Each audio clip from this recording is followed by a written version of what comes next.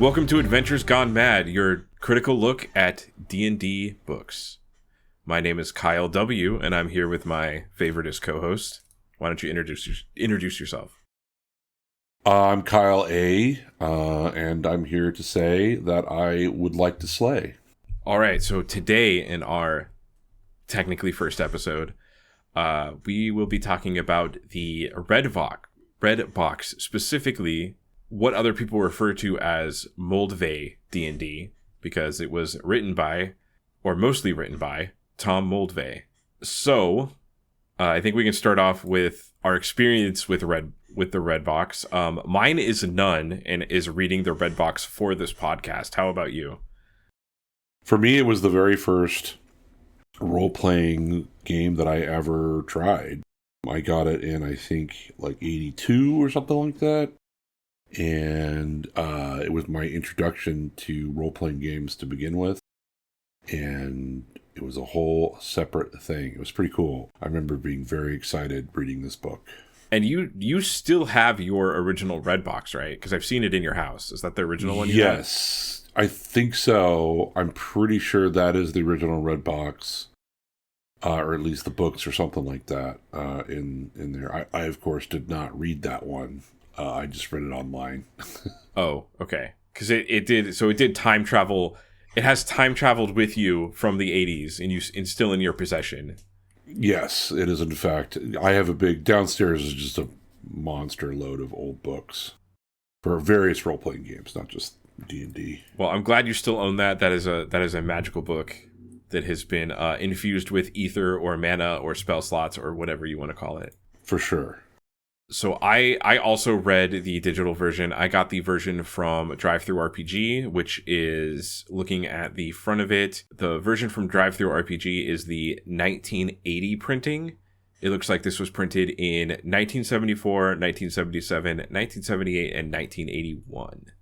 Yeah, that's the same one that I have. And there's a one from 83, and I never looked at that one, but I assume it's pretty much the same.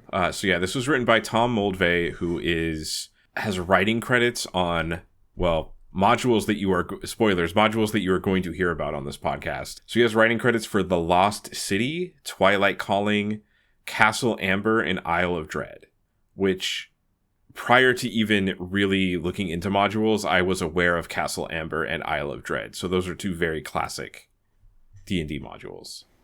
Yep. And Keep of the Borderlands is the one module that came with this. Yes. So I guess, yeah, that's a good point. So I guess theoretically he has a writing credit for that too. Either that or it's straight on Gary Gygax. Yeah, let's see here. Yeah, it's interesting. These early D&D books, a lot of it is credited towards like Gary Gygax or Dave Arneson, but I think there was a lot of co-writing happening. And, this was written in the 80s, so it wasn't like modern development where you're like, oh, I went into the cloud and wrote this thing, read what I wrote and write on it. Like there was collaboration in a very different and real way. I'm just trying to look up the adventure right now. Does mine even have that? I think that was a separate book, so it's not. Yes. Yeah. It's not in the actual, like, the red book, but, it came with the extra module as like, it looked like the module that you would get out of, if you bought it, like the module separately. Yeah, it's actually a really good module for its time. It really did introduce you to the whole thing. Yeah, I would hope so, it coming with the book. And also, it's like, this was the Red Box. Like, no one, obviously people now have experience with D&D and people that can help them run D&D, but like, a large amount of people that picked this book up had never, you can't go online. In the late 70s, you couldn't look up Critical Role and listen to it and be like, oh, that's what D&D is like. You just had to read the books. Looks like Gary Gygax is the only one credited for... Okay, so Gary Gygax credited for Keep of the Borderlands, which was included in this box set. Correct. I believe also, at least from what I'm looking at and what I read, this basic rule book was written by Gary Gygax and Dave Arneson, but is edited by Tom Moldvay. And often in conversations, people will refer to this rule book as the Moldvay rule book. Right. Because I, having never read Red Box, I was still aware that it was called Moldvay D&D, that people referred to it that way as a shortcut to talk about what D&D that they are talking about. Because for early D&D, you can say D&D 3.5, D&D 4th, D&D 5th, but early D&D, it was sometimes hard to talk about what rule set you were referring to. I always referred to it as the basic D&D, and then the advanced D&D was the the actual books and all that stuff that Gygax started writing or had already been written by this time. So I always refer this as like the basic D&D and the expert D&D, and there's like the advanced D&D. So I did look it up because there's on page 4 in the version that we read. It just basically talks about what this book is about and what's in it, and it does talk about experience points, and it says, everyone who has ever played a video game now is aware what experience points are, but the interesting thing about the Red Box is that a lot of video games currently have RPG mechanics rolled into them, even if they are a first-person shooter. If they are an open-world adventure game, there's some sort of RPG mechanic in it. It might just be like, you have a strength score, you have HP, you have experience, and that is like in our current pop culture, but a lot of that stuff points back to this Red Box. So this is a very important book as far as pop culture. Yeah, for sure. I mean, none of these terms or, you sort of got the definitions of these games from this book. And this was, it was a good introduction. Like, so many people bought this book, bought this box in order to play or because they were curious about it. And so, this is the start of the lexicon, right? Right. There's a lot of words that were, I was noting as I was reading through this, there's a lot of words that are used differently now, but there's a lot of words that it was like, oh, this is the first time, people might have been talking about experience. Not necessarily in this version, but like in D&D first, and this was being like, the edited Tom Moldvay version. I did want to point out the part about experience that kind of surprised me that this book talked about. So this book, the Red Box, Moldvay Red Box, goes up to level 3. So it only has characters for level 1, 2, and 3. So the Red Box was intended to be a starter set for people to get playing. And it even came with dice and apparently a crown that no one knew how to use or what it was for. So yeah, this goes up to level 1 through 3, and I did look this up because it does mention further supplements explain character levels up to level 36, which I did not know. Really? I remember the expert said going up to level 10, I think. So I did look this up, and I think this might be a product of the current book, the current Red Box that I was reading being a later version, because they have the hindsight of knowing what books were released, so now they can put like, hey, we go up to 36 now. But I did look it up, so Moldvay Red Box is levels 1 through 3. The basic rules and expert rules are levels 4 through 14. Companion rules are 15 through 25. Master's rules are 26 through 36. And Immortals rules are above 36. Wow. Okay.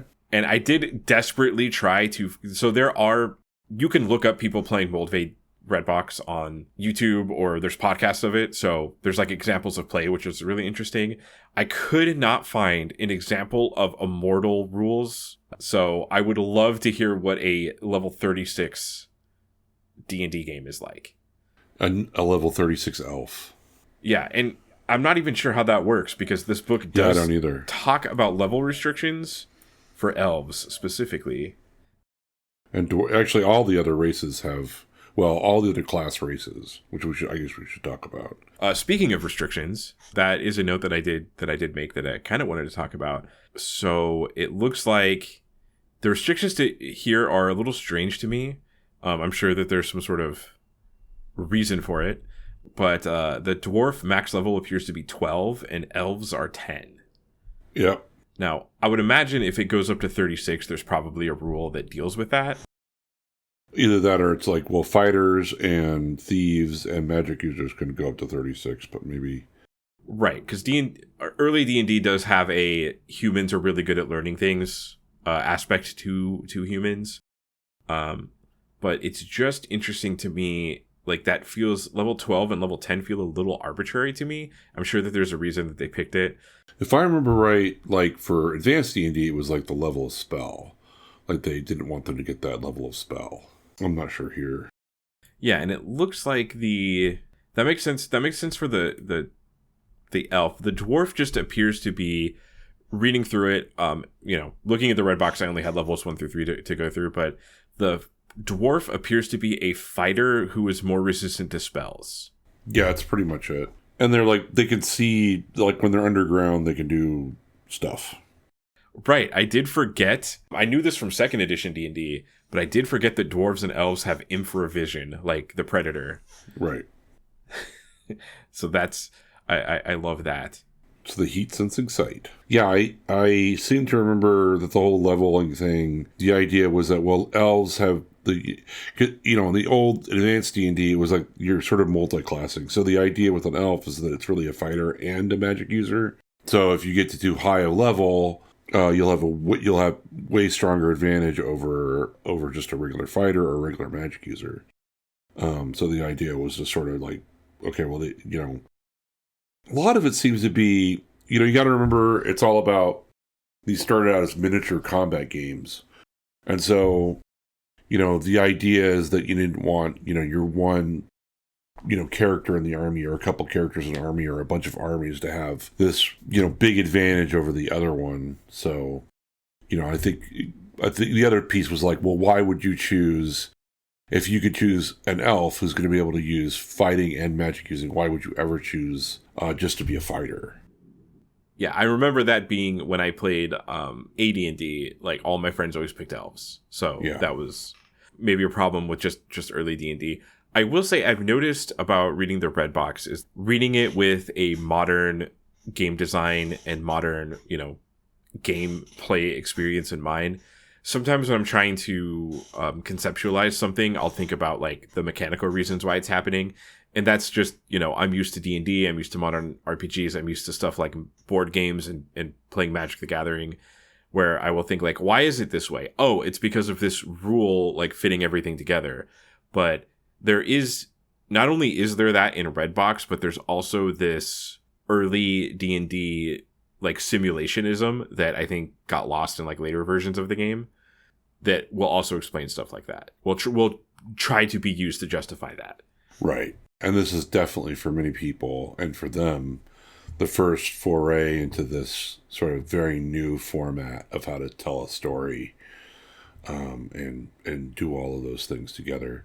And it was and I say story when you could sort of tell that it's not written to create stories. It's written to like advance your character and sort of play this board game that's not really a board game. It's really sort of like we're creating a board game for you to play it as a board game, but we know it sort of isn't a board game. You could tell that there's a lot of like, well, wait, how do we get this to work? Right.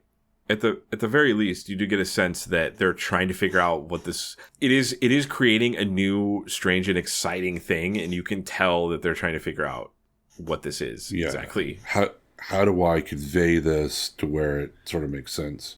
Like there's a whole section on creating the dungeon and, how to put monsters into it and, how you're supposed to create all those things. And like, that's the emphasis. Like there's pages of that, but not pages of like, you're creating a story, and you're creating sort of the environment. And, it's more like, well, we're creating we're building the dungeon, but not everything around the dungeon. I think the closest thing I saw to that was first of all, like, a thing that I think that seemed, when I was reading the book, seemed like it would be very important, that was kind of dropped in later versions of D&D, is the idea of like hirelings and retainers. Oh, yeah.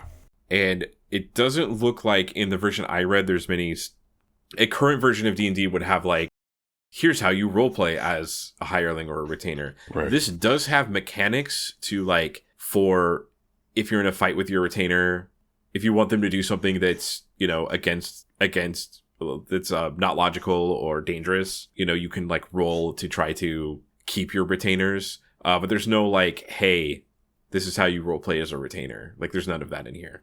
Yeah. I mean, it's almost like they don't even want you to talk like the retainer or talk like your character. There's just like, you have an elf, it's got a name, go in here and do stuff. If you want to add like the room looks like this and these people behave this way, that's cool. Or you could just go into the room and just start hacking and slashing things. Now, I will say, I'm making a little bit of an assumption here, but I will say like the role playing as retainers and stuff probably just came naturally with DMs controlling these characters. And I think maybe that entire thing might have just come, the genesis of that entire thing might have just been how people naturally play the game. No, I think that, especially as a kid playing in this, like there was a lot less of me talking as my character and me saying my character does this. I'm going to go attack the thing. I'm going to go attack that. Or I'm going to say this. My character says this. You're playing I felt like I was playing much less like my character and more like a board piece. Okay, that's interesting. That's interesting to know. Speaking of playing in a way different way, can we talk about the biggest surprise to me in this book is the idea of a caller and a mapper. Right. Just to like kind of define what this is. The mapper is a person, a player who you declare that their job is to draw the map as the DM describes it. So there's not necessarily like a map in front of you, although there might be for individual rooms and stuff for miniatures combat. But the idea of the DM will read, you can walk 40 feet to the north and then there's a door, and then 20 feet to the south there is a stairs going up. Like the idea is that you have a player that draws that out for the group. Right. And then the caller is the person who is supposed to speak for the group and make decisions for the group. That is weird to me. Yeah, it is weird. I always thought that part of that was to get people to head in a direction because everyone's sort of wanting to do their own thing. But I think that the idea is to sort of get people moving, right? Like and be sort of more into the game where, everything kind of goes through that person first. And I think sort of that naturally happens in a lot of games where you have one person who is the person who's like, making the calls to everything, like, oh, well, who's making the final decision on this? It's this person. But yeah, I don't think nowadays we really need a caller or a mapper. But, at the time it was especially the mapping piece, because the idea was that, you're exploring this place. You don't know what it looks like. You don't have a visual representation necessarily of the dungeon in front of you. And so then someone has to map it out. And, why give that to the DM when you could give it to some player? Right. And I do appreciate the concept. When I was reading, I DM a lot. So when I was reading this, like I was thinking about that would be really cool to have tension between the mapper and then what's the actual real world. For instance, you might run into a room that there's like an illusion that makes it seem bigger than it is or smaller than it is, and it would mess up the mapper's map. That's a really cool idea to me. I think that is probably going to be frustrating to most players, but as a DM, I think that that's pretty cool. And as you were talking about this just now, it made me think that even though this formally defines that there is a caller, I do notice that when I play D&D with people, they normally make someone the caller anyways. They don't call it that. Yeah. But in a lot of 5th edition games that I have played, 4th edition as well, and 3.5, someone usually becomes the group leader in a way.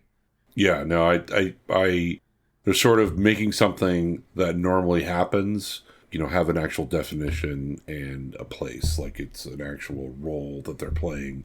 The problem is that, like, it's pretty easy you could name the wrong caller. Oh, yeah. And like, oh, I'm the caller, so we're doing this. And, everyone's disagreeing with what's going on rather than sort of all naturally following somebody. So when you played, so when I was reading this, I wondered, like, is this a thing people actually did or did they just ignore it? Do you remember having a caller and a mapper? We ignored it for the most part.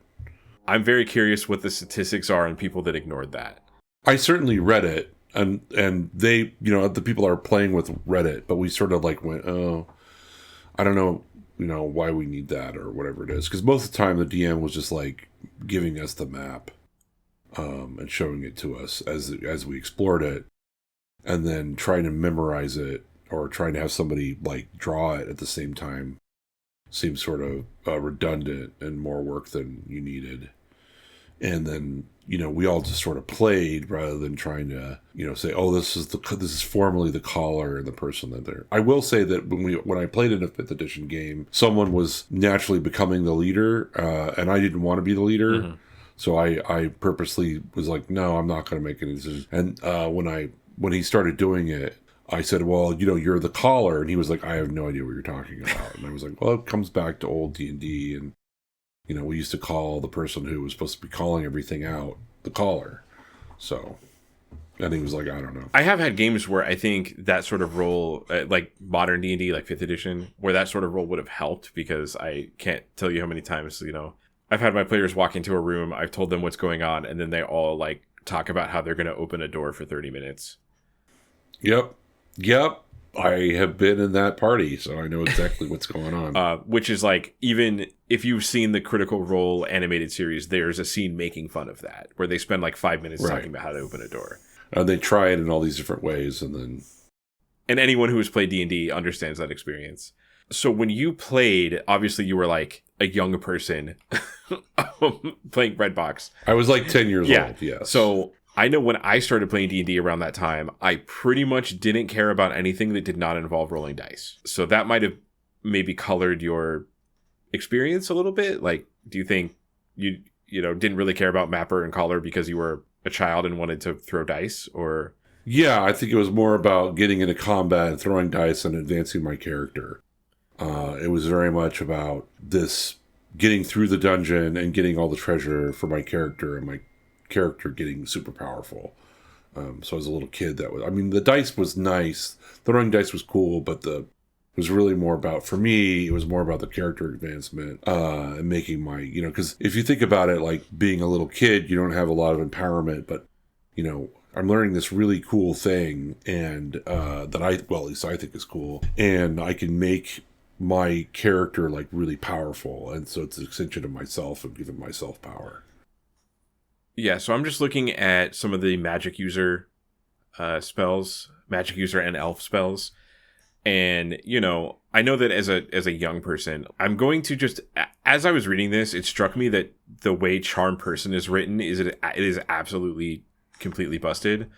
Yeah. But as a child, I know as a young person, I would have been like, well, Magic Missile, I roll a die and hit things. So I'm going to take that, and I don't care about Charm Person.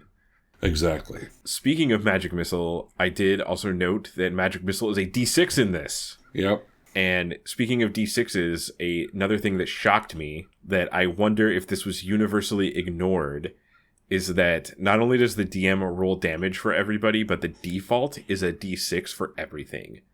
And it is a variant rule to use different dice. Yeah, I think most people use the variant rule. I don't know for sure. I know we did, because it made no sense that, a dagger would do as much damage as a two-handed sword. Like, that didn't make any sense. And it's sort of like, well, why would you ever buy a two-handed sword if you could have a dagger that does the same amount of damage and they cost the same? So, yeah, I don't think I ever used it was always using the damage dice on the weapon itself rather than just a D6 universal. And it looks like the DM was expected to roll this damage and behind a screen. Yeah, the idea is that, like, you don't know how much hit points you've done. Like, you can't, they don't want the player to track how much damage they've done to something. They want to, like, that way it's a surprise whether it goes down or it's still up. So that was the whole, like, you're obscuring everything from them. Right, so that goes back to, I think, kind of a theme, not really a theme, but like what this wants you, it sounds like what this wants you to do is ask a lot of questions about the world and have the DM describe it to you, which is, obviously if I'm like, I hit you with my short sword and I do 4 damage, and I know that I've hit you and done a total of 16 damage, you're probably close to dead. That's different than the DM rolling behind their screen, calculating all the damage, and me having to be like, does he look dead? What's happening? Right. And most of the time it's like, Well, you can't tell. So you're just like, okay, well, I guess I'm going to attack this one. Oh, he still has hit points left. That was a new one. What are you talking about? You didn't keep track of all that? And this game, it does want you to pay attention because it is extremely lethal. That was in the back of my head just as like a DM thinking about the numbers of, a party walking into a room where everyone at first level, you just have whatever you rolled. There is a rule that you can re-roll your starting hit HP if you roll a 1 or a 2, but your wizard at max is going to have like 4 HP, maybe 5 if they have a good con. Right. And walking into a room of 10 goblins and losing initiative and then just all dying. Yeah, like there's definitely scenarios in this where if you by the rules and you have a very mean DM, you walk into a room, it's got way too many things, and you're first level, and you don't even get a turn. You're just dead. Your entire party's dead. We never played like that. I never had that. I only had, similar things happen to it when you had somebody that sort of hated someone else, which sort of brings in this whole, there's definitely I hate the DM, and the DM it's a constant fight between me and the DM. Like, we're in competition with each other rather than, this is something collaborative. These rules sort of bend it towards, well, it's what the rules say, so you're all dead, or, you're dead, your character's dead. Even I remember reading in the descriptive of, there's Frederick the fighter, Frederick the dwarf fighter, and, like, they go into the room. I think Frederick did kill a hobgoblin, managed to kill a hobgoblin. But the next turn, he's only first level, hobgoblin hits him, kills him, and he's just dead.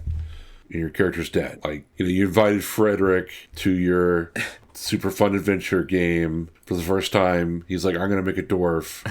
Dwarf shows up for his first session and then just gets murdered. And he's like, why am I playing this game? Yeah, so to be clear in the rules for, people who are used to like modern D&D, when you go to 0 HP, you're dead. There's no like, I'm unconscious, I'm bleeding out. Like, 0 is dead. And your starting character just has one dice of HP. Yeah, and the way the combat system works is that, like, you roll for initiative and one side versus the other side. Although you can, alternatively, they do say you can have people roll individually, which I think we always did. I think we always had, I can't remember a time in which we did side versus side. It was always each character rolled its own initiative, like we do now. But there, the basic rules, without that, that optional rule is one side gets to fight, the other side doesn't, and melee or range attacks go first. So you could have 20 goblins. They all go first.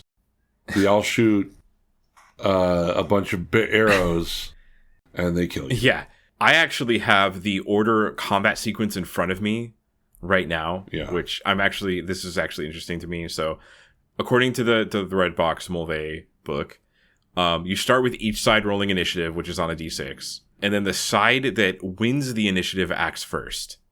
So your example of, you could walk into a room with 10 hobgoblins, you roll a 1, they roll a 6, and then they all fire at you and you die. Yeah. So this game really does want you to use, like, not put yourself in situations where that will happen, to use your brain, I guess, in the early levels to try to solve problems without like directly fighting things, because you will lose. Yeah, there's a whole thing about, like, surprise becomes a much bigger deal in this because you want to surprise your enemies so that you go first, because there's such an advantage of going first. And I did want to return, I'm just looking through my notes really quick. Oh, the other thing about the word piece, like, I remember as a kid, melee, like that whole was a whole different, I never heard that word before. Nobody had heard that word before. It was the first time that, like, melee became a thing, and we were like, is it melee, is it melee, is it, what is that word? And then you would look it up in the dictionary and go, okay, I think that makes sense. And then now it's like synonymous, like no one bats an eye. But when I was a kid in the 80s, like, what's melee, what is that? So speaking of that is I do have in my notes that they use melee in a very different way. So I actually have it in front. So a meeting between two player characters and monsters is called an encounter. And it says, during an adventure, the players will also discover treasure, encounter monsters. Sometimes, of course, the player's characters will have to fight monsters. Such a fight is referred to as a melee. So they refer to any fight as a melee in this. Now we use the word melee meaning like close hand-to-hand, weapon-to-weapon combat. Not necessarily. We would call this a fight. We would call it an encounter or a fight. They use the word melee for that. So this book possibly taught a lot of people what the word melee meant, at least in the United States. Yeah, no, absolutely. I'm looking through my notes really quick. I do have a note that's kind of surprised me as well about, you were mentioning adversarial DMs. Oh, here it is. Okay. I mean, it says in the book, we're not supposed to be adversarial, but it does. So there is a, on page 4, when it's like basically, so this book, because this book is so early D&D and people just didn't know what the hell D&D was or what this type of game was, the book does go more into what this game is, how to play it, and like defining things than I think most modern RPG books would go through. But it does have a special section about winning and losing. And it basically says, like, winning and losing does not apply to D&D. This is not a board game where there's a winner and there's a loser. That's not this type of game. It specifically says the DM and the players do not play against each other, even though the DM is playing monsters that try to kill you. The idea is that, like, the DM is supposed to be impartial and represent the world, which was a little surprising to me because the stereotype, at least, for DMs in this era and players in this era is that they are adversarial against each other. And I see that now. Right. If I play D&D with someone that is an old school grognard that is picking up D&D again, I definitely have noticed that they could be like a little more adversarial just because that's what they're used to. Yeah.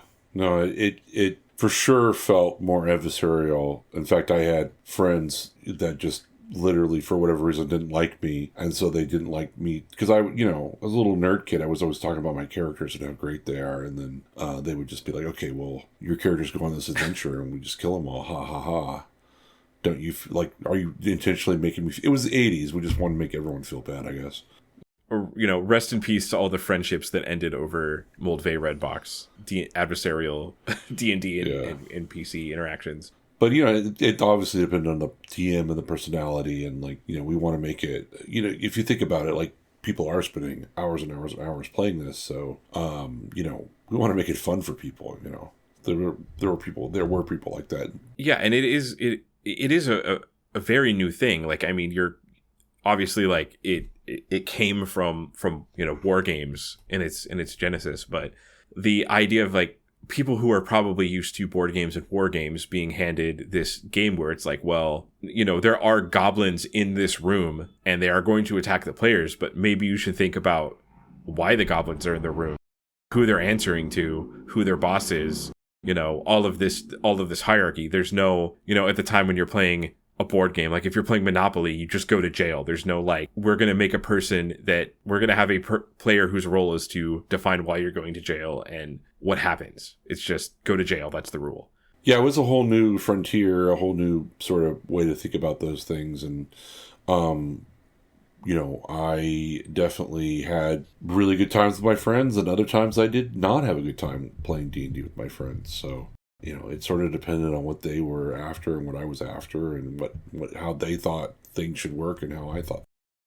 It is interesting too that this came out in a time where if you had a question about the game, you couldn't look at Jeremy Crawford's Twitter and get the answer. And, you probably had to hear from other kids or have people that read the book. And I know when I was playing AD&D when I was really young, there was a lot of rules that were not real that my friends made up, that I just assumed that were real because they told me they were real. Yeah, for sure. There was a lot of that. And there was, later on, because of that, I became more the rules lawyer person who's like, well, if it's not in the book, how can you do that? And looking up, scrutinizing these books, not necessarily Red Box, but other games where, I became more of you take a rule and you find out how you can take advantage of it. So I did a lot of that, and then I also did a lot of let's spend the next hour arguing over what these two rules that are sort of ambiguous and what. I did want to bring up. Oh yeah, regarding writing letters. Obviously, you can't. There's no internet at the time. You can't just Google and be like, I don't understand how thief backstab works. You just have to go by the rules in the book. There is something in the foreword that Tom Moldvay wrote where, so this is the version that I was reading was from, I think, 1981. So it was about 6 years after this was originally published. So it's like a re-release. In the foreword, he wrote, in the half dozen years since the original rules are published, the TSR staff has answered thousands of rules questions. By the way, when he says answers thousands of rules questions, he means that people took out a piece of paper and wrote down, hey, how does backstab work? I don't understand. And then folded it up, put it in an envelope, wrote whatever, Lake Geneva address it was for TSR, put a stamp on the envelope, mailed it, waited for it to come back. Yeah. Yep.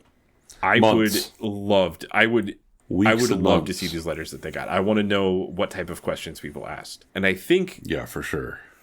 and forgive me, I didn't read this. I saw this in I think it was a YouTube video. I think it was, oh, right. It was, there's a YouTube channel of a cartoonist who does talks about D&D stuff, named Puffin Forest, which a lot of people have probably seen his videos, but he did one about AD&D, and he was talking about and I'm probably getting this wrong, but he's talking about a question that someone did send into Gary Gygax for later versions of D&D about the druid, and it essentially said, hey, when a druid comes out of an animal form or goes in an animal form, if they're wearing a necklace and they don't tell you that they're taking it off, they suffocate, right? Because they grow, you grow into something bigger and it closes around your neck and you suffocate. And I think Gary Gygax answered that's stupid, don't do that. Which is, where the modern rule of when a druid transforms, just don't think about the stuff they're wearing. It just goes to whatever. It goes elsewhere. So there just has to be so many rules of that, or hey, my DM did this thing to me and I think it's wrong. And then that also means that there were people at TSR that were getting these letters and answering them. For sure. I mean, I've been listening to that podcast a little bit, which is called When We Were Wizards, and they interview a bunch of people about that. And, those TSR people could be very busy with lots of questions from quote-unquote fans or players or whatever. Yeah, When We Were Wizards, shout-outs to other D&D podcasts. It was, I can't imagine what kind of questions they had, but my character's dead because my DM is a mean person.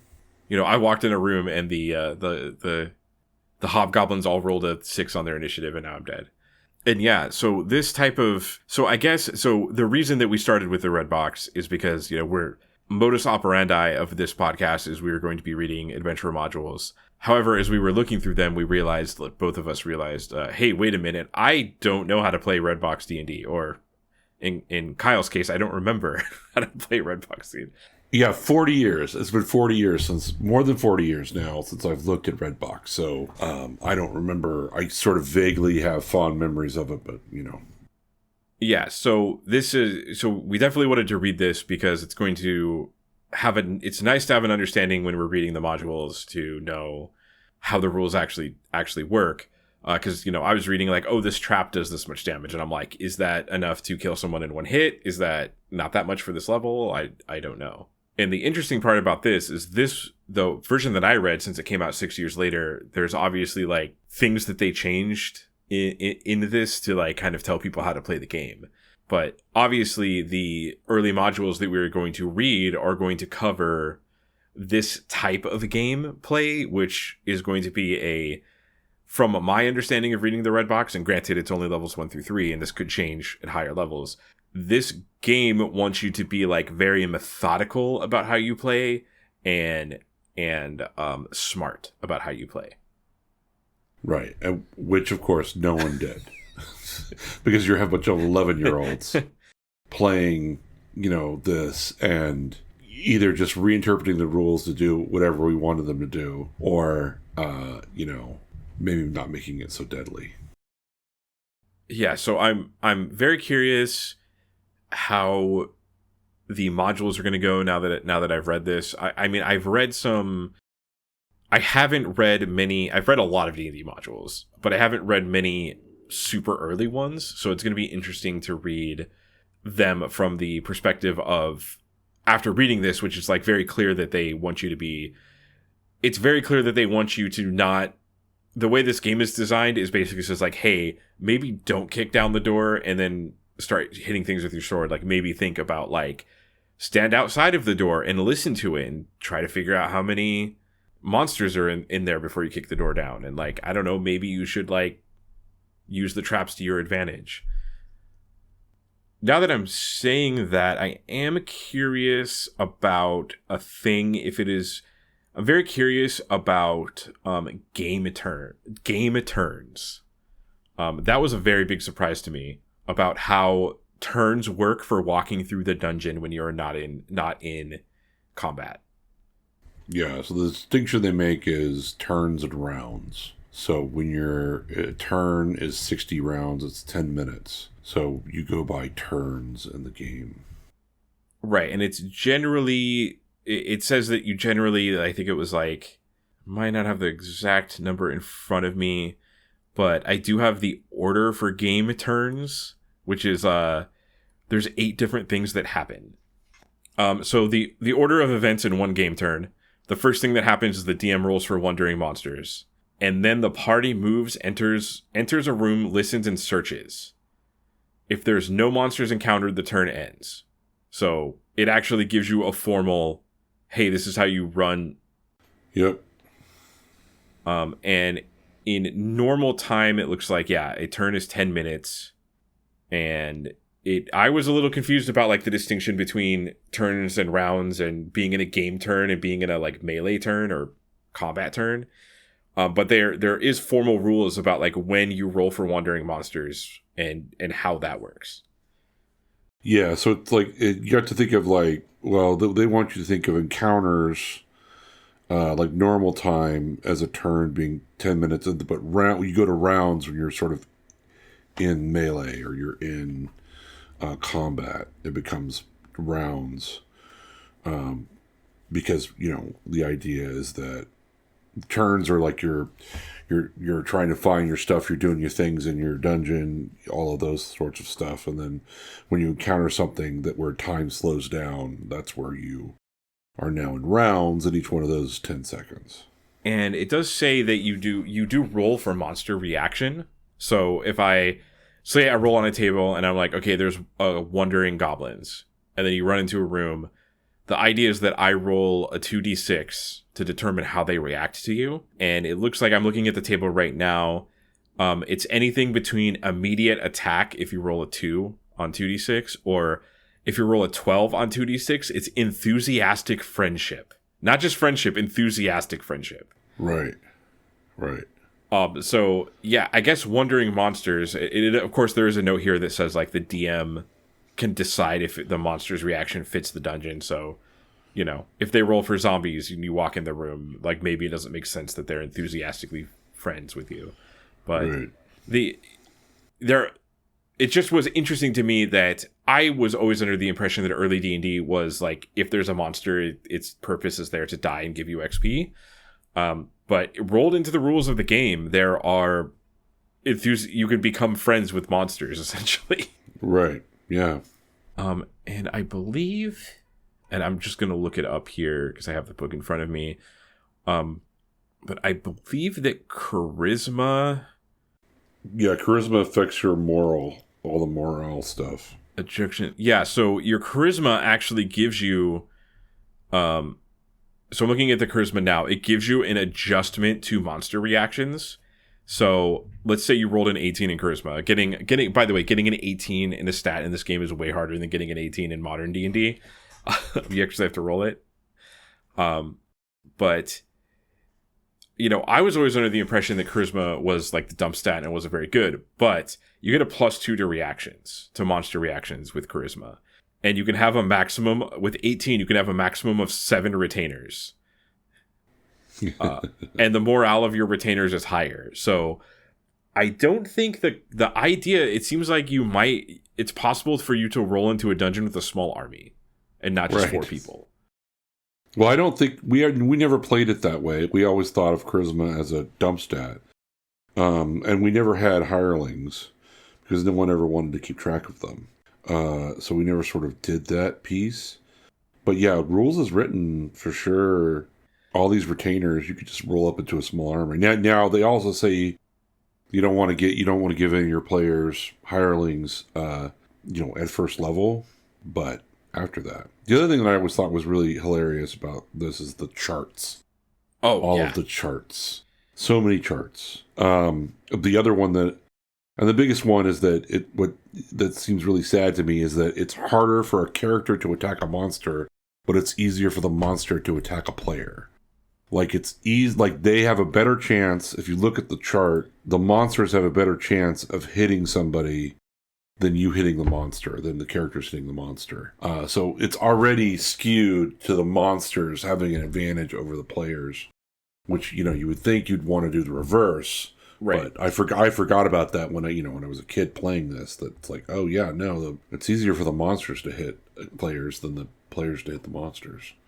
Yeah. And it's that's interesting to me because I feel like there could be like, I think that there's a loss of tension. I come back to tension a lot because I think I find like modern versions of D&D, like that type of thing is hard to have. So I think about it a lot, but it might be interesting to be like, oh, I'm in a room with 20 goblins and they're all terrible at hitting me. But if a single arrow hits me, I'm dead. But This is like, I'm in a room with 20 goblins and I'm dead. Yeah. Yeah. Yeah, I remember this being fudging so much of this and not doing it as a kid because we wanted our characters to live. Like, you spent hours thinking about this character and playing it, and then one small thing happens that may not even could be questionable whether you did it or not. But then you did it and the DM didn't like it, and then suddenly you're rolling poorly and everybody's dead. So, but that didn't seem to ever happen so much as when somebody wanted to kill you. It's almost like we're going to use the actual rules now because we want you to die. We're not going to use the rules if we want you to continue to actually play the game. Yeah, I'm going to turn on the rules switch now. Yeah. Well, it is interesting because fudging is actually built into the game because it instructs the DM to basically never let players see what you roll. Yeah. And the idea, I believe, I don't have anything in my notes, and I don't remember reading that it specifically says like, hey, if your players are having a bad time, maybe make some of those 4s into a 1s on damage. Right. It doesn't say that specifically, but I mean, the idea is that the DM is never supposed to roll openly. So I think that is kind of built into the game, and it does make sense, right? And we also say rules as written and rules as intended, but this is definitely like way before the concept of those terms even existed. Right.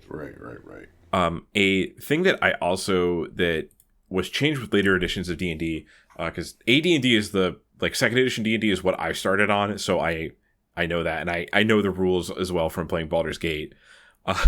Or the way the rules are actually supposed to be instead of what my 10-year-old brain decided to do with the rules. Right. A big difference about AD in this version of D&D, so for every 1 gold piece of non-magical treasure that you recover, you get 1 experience divided amongst the party. Right. So you can level up without fighting things in this. Yep. Like, if you're a level 1 character and there is a room with an ogre, and the ogre will just kill you if it looks at you, you could theoretically sneak into the room, steal 1,000 gold, and level up. Right. Which, I guess you're getting your experience that way, right? So you are experiencing, you've managed to do it. It's almost like, I was thinking about this later and sort of going, I don't think we ever... There were a couple of times that we used that rule, like, if you accumulate so much money, everyone's also going to get experience. I do remember that, but I also am like, well, what if I just, work and earn gold? Do I get experience for working and earning gold? So... I'm going to become a level 20 cleric by just working as an office manager and pushing papers around. Or even better, you just are really good about saying, hey, can you... you're just a beggar on the street, and now you're a level 20 cleric, because you just you're really good at begging. So, cool. That is also another, this is filled with, the rules are kind of like guideposts on how they want you to play, right? Yeah. And so that means that that they want this game to be very looty, and Like they're encouraging you to do that, because that means like GP is a double reward in a way, because not only are you getting gold, so you can pay your retainers, you can pay for things, you can get treasure, you could buy things with your gold, but also you get experience. So like every little gold piece that you get is actually a double reward instead of just a gold piece, which is maybe the opposite of how D&D currently works, because we are recording this. D&D 5th edition is the current edition, and 1 D&D has not come out yet. So I don't know if that's going to change in 1 D&D, but gold is basically useless in 5th edition D&D unless you are a wizard. Right. I mean, it kind of helps. You obviously, most of the campaigns that we've run, gold becomes a thing because we just start to make it a thing because we don't want to make it useless. Right. So like, okay, I guess you can buy magic items now, or you can, do whatever it is. But, normally, right, it's sort of, what do I do with gold now? Okay, well, I'm going to spend 10 gold on this one, hotel room. And it's like, well, that feeds a family of 4 for a year. So yeah, it's a very nice room. Yeah, that's the real world equivalent of me dropping, 50 grand on one night at a hotel room. Right. But it's just like it's a guide on how it wants you to play, and it's obvious that like with that rule that gold is very like recovery of gold and loot is very important to this game. Like if you go into a dungeon and you don't return with any gold, you have failed. Which is kind of crazy because like you could come back with the staff of power and like all of this, the one ring, and no experience for that. But I did get 10 gold. Well, you get 10 experience, so yeah. And it does mean it does also point out that it's not just like actual gold pieces, it's whatever something's worth. So if you pick up a 10,000 gold gem, that is 10,000 experience. Yeah. So I picked up this gem, you get 10,000 experience, but I picked up the one ring, a staff of power, and everything else in the world. And the hand of Vecna, no experience. No experience, but I found this really cool wedding ring that someone dropped, and now I can shoot fireballs because I became a high enough level wizard. And also the computing and computing what you got to experience off a monster is super, like all of this math, like all of these formulas. Yes. And it's sort of like okay, just you're doing a lot of math, and I think that's the reason why, like on some level, I started to become a mathematician and liking math, because I had to compute all these things all the time, and I thought it was fascinating. The formulas themselves. I'm looking at the abilities right now, the ability scores, and there is a rule that I know was around in AD&D, and it might have just been for intelligence. I don't remember exactly, but you do get a bonus in experience based off your prime requisite. So, yeah. For example, 16 to 18, if you're a fighter, that's your prime requisite. And you have an 18 score in strength, you get a 10% bonus to experience points. Which makes almost absolutely no sense. Like, in terms of, so wait, you're a fighter and you're super strong, so you get more experience, other than the other guy who's also, like, pretty strong. Like, he's got a 15. Like, that's pretty strong. He only gets 5. He gets 5 So the guy that's, like, better, it's a very weird mindset. You rolled well for this one time when you first created your character, so they get an overwhelming advantage for the next 5 years. Right, and I think part of what you're getting at when you say that it's weird is that it's like a little bit of the opposite of modern game design, because modern game design would be like, well, if you have 18 strength, it's your life as a fighter is easier than if you have 5 strength. So modern game design would be like, well, if you're going to have a harder time with it, you should get an experience bonus than if you have an easier time with it. So I feel like modern game design would actually flip this. But what they're going for here is more of a simulationist thing, which would be like, well, why is Conan the Barbarian a better fighter than Joe the Farmer, who is strong but is not Conan the Barbarian? And one is like, well, maybe it's because Conan the Barbarian has 18 strength and Joe the Farmer has 12 strength, so he doesn't get an adjustment to his experience. Right. Like, it might be a way to logically explain all of the fantasy that this is based on. Right, yeah. Which goes back to its simulationist roots. So, yeah, part of reading this was to, kind of like get us in the mindset of how to actually play this game because of the modules that we are going to read. Okay, so yeah, so basically we read the Red Box to kind of get ourselves primed and ready to read modules that were designed to run with it because, I need the key for a house before I can get in the house. So, unless you're a thief and you have lockpicking and then you roll under a certain percentage, which, by the way, the most of the class section or ability section is talking about how thief ability works. Thieves work. So that's interesting to me. So anyways, the next module we will be reading is also a Tom Moldvay module. We will be starting with The Lost City. Yes. So yeah, we will be starting with The Lost City. That is going to be our next module that we are going to go through. Yeah, I'm looking forward to that. Really interesting module. I had not ever played it, and I'd heard lots of things about it. But yeah, it's a pretty good read, pretty interesting. And just to also reiterate that we're not telling you should run these. True. We're just sort of looking at them and saying like, hey, this was a really interesting mechanic. Maybe put some historical significance on them and sort of what we all, trying to go to the mindset of when we were, little kids looking at this stuff and going, how do we do this? And give people ideas for future modules or future adventures. Correct. Yeah. The thesis of this podcast, we will not be reading The Lost City and telling you whether or not you should run it or buy it because, it came out in 1980. But it's what we are interested in more with exploring with this podcast is like the historical precedents around things, like maybe the first time that you saw ideas, because just reading the Red Box, like a lot of really important, it didn't get like, obviously this is very special. There's people that still play this and it's excellent in its own way, but you could see ideas that didn't work out and were thrown out and ideas that did work out and are still in pop culture and things that we talk about and play every day. Yeah, for sure. So yeah, we will be going through a historical, I guess, analysis of The Lost City.